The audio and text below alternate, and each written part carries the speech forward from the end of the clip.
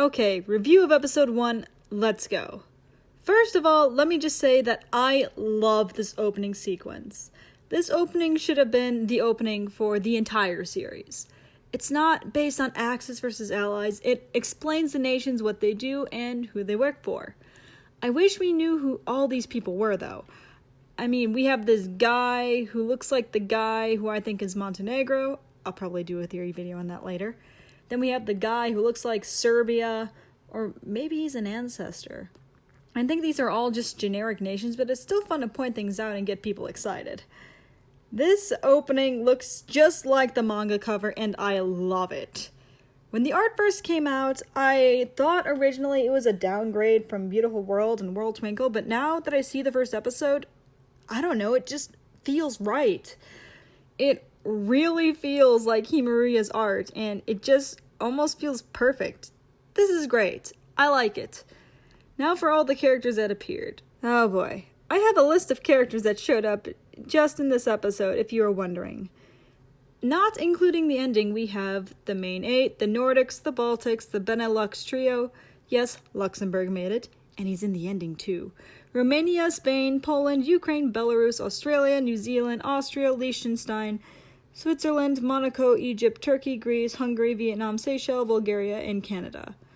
My boy made it in and I'm so happy!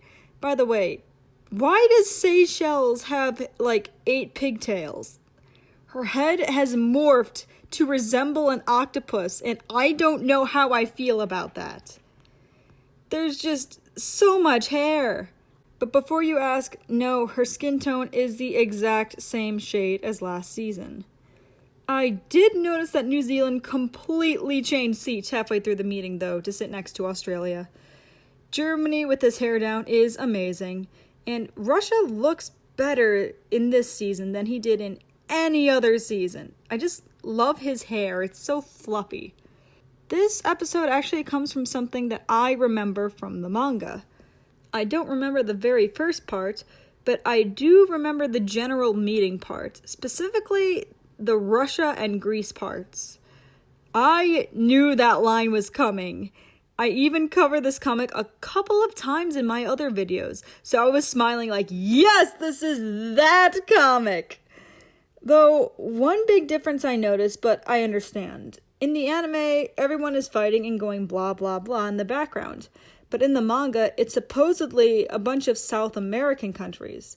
I understand why they cut this, as these aren't official designs with official color palettes, so the animation studio probably didn't know what to do. So they just replaced them with the main cast. Well, I don't know how you would animate this either. Fun fact, we don't call them Kugelschreibers anymore, we just call them Coolies. But I get it, Kugelschreiber sounds more epic.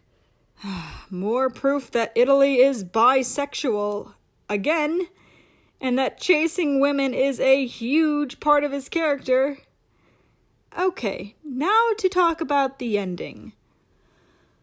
Oh boy. Just when I thought these endings couldn't get any more ridiculous. First I'm like, oh my gosh, this is such a cute and normal ending. And then this happened. Just, what the fuck? What are they wearing? What the fuck are Germany and Japan doing? How are they moving like that? What's wrong with their faces? How did they agree to do this? Are they summoning Satan again? Then we have the art that Hima drew himself in the ending. And then that famous clock in Prague. Seriously, I think this one was cover art. It's not as cursed as the World Twinkle Dance. Not nearly. It's not even on the same level. This dance is also possible to execute, unlike that demonic World Twinkle Dance. This just has an extra cup of derp and an extra tablespoon of gay. If this is a matter of gay or death, they most certainly chose gay. Not that I mind, but seriously, who comes up with these dances? I wonder if the animators even tried to do this themselves to make sure, it's physically possible before animating it. Probably not, since this World Twinkle Dance happened. Seriously, slowing down the World Twinkle Dance doesn't help. It literally shows that he's in a different pose in every single frame. What the fuck is going on? But this ending is amazing. I already have it stuck in my head. The song is perfect. The lyrics are beautiful and absolutely meaningful. But then it's paired with this weird ending, and it kind of distracts from that. But overall, episode 1 hit pretty strong, and I have a good feeling about the rest of the season, and I expect good stuff this season. Until then, keep on studying.